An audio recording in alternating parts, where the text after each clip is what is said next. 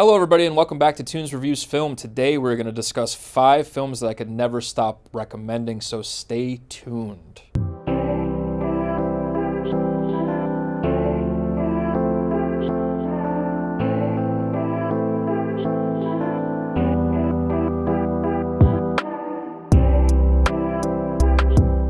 Coming in at number 5 is a film that I absolutely adore. It's a film that I've loved since I was a kid. I was always transfixed on werewolves when I was a child. They absolutely scared the bejesus out of me, but at the same time, I was always so interested in the lore and the development of how werewolves came to be, from campfire folklore stories to film. And John Landis did such an excellent job with his film An American Werewolf in London, back in the days when you still used makeup and latex to create your creatures, which I think have always looked better than CGI creatures.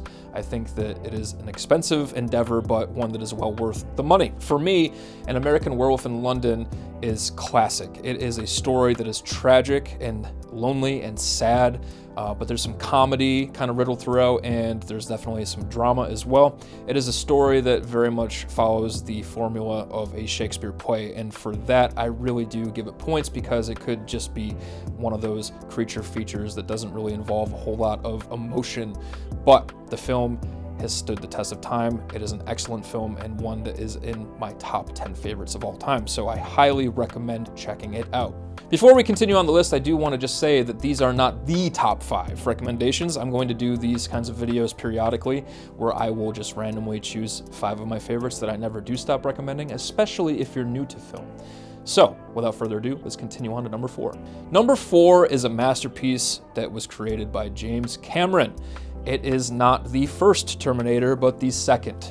To me, Terminator II is his masterpiece. I absolutely love that film. I think it's going to be studied and revered for years to come. But what makes Terminator 2 so special is the development of the character arcs and the unraveling of the character dynamic between John Connor and the Terminator. What I find so great about Terminator 2 is that perfect balance between action and heart.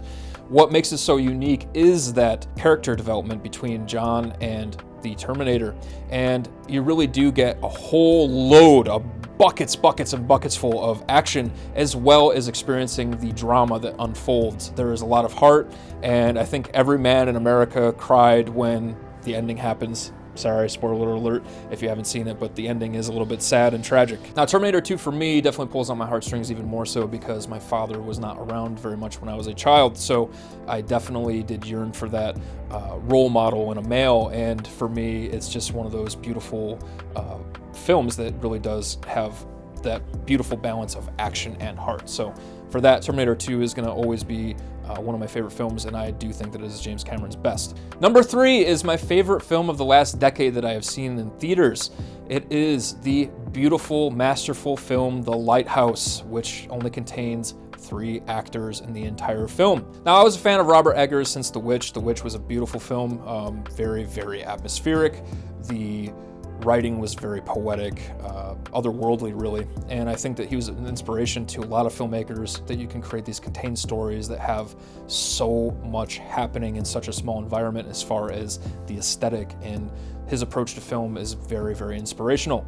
The Lighthouse is better than The Witch, in my opinion. The Lighthouse took what The Witch did and just mastered it. Robert Eggers is probably the best working director, in my opinion. He is just so great at world building, and his ability to create film as film, okay, like I know that sounds a little pretentious, but it's such an experience while watching his movies. It's not just a movie, it's a film.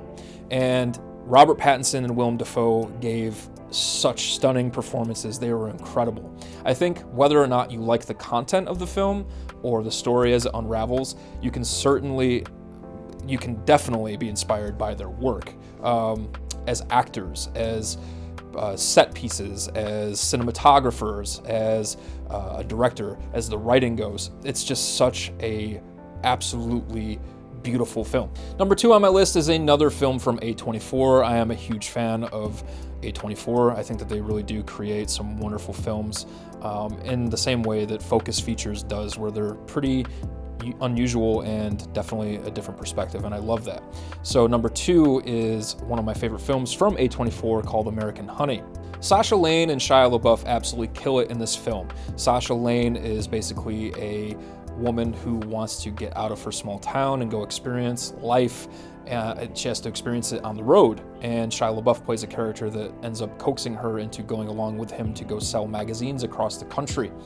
That is the very surface level explanation as to what American Honey is, but it's a beautiful film. It has a lot of different the aspect ratio of the film changes quite a bit, which I think was an artistic choice, and a lot of people have complained about that actually, but I think it was an artistic choice. And there's a lot of metaphors, and there's beautiful lighting. I really love the character development, and what I love most about the film is that you're not going to experience anything too much like it, because it really does bring you along for the ride as far as it being a cross-country travel type film. I do think that road trip sort of experience is really, really cool, because I haven't seen it too much in other films, if at all. And Shia LaBeouf gives a great performance. Think of him what you will as far as what's going on with him in today's climate.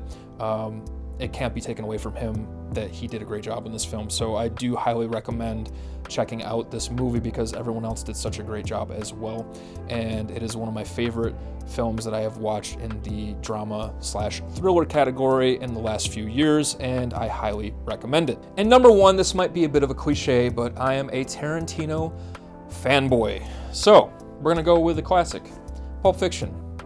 Whether you love it or you hate it, it's divisive, it's not, whatever. It is a film that everyone should see. It just is. Pulp Fiction is incredibly inspirational to most filmmakers that I know. I myself am an independent filmmaker, and most filmmakers that I've ever met, whether they are SAG or otherwise, do love Tarantino's earlier work, Reservoir Dogs, Pulp Fiction. Pulp Fiction is one of my favorite films of all time, if not my favorite film. It really did change my viewpoint on what film is and how cinema is created. I love the back and forth timeline that's all jumbled up, and I love the experience that Tarantino brings us on with his witty dialogue and his pop culture references. So all those reasons are perfect reasons to go watch a Tarantino film, especially Pulp Fiction, which is where I really feel like he cultivated this name for himself, and it is definitely inspirational for any writers out there to create dialogue. Dialogue is very difficult when you're writing a script. I think getting it correct and living in the moment with characters is much easier said than done. So take a note out of his book and learn to create dialogue in that way, and you are set for stardom, I think. So Pulp Fiction is such an even balance between that drama and that dialogue and some really zany, over-the-top action, and I absolutely love it for that. So I hope you all enjoyed my list for recommendations that I will never stop recommending for film, and I hope to see you all soon. Thanks so much for being with me.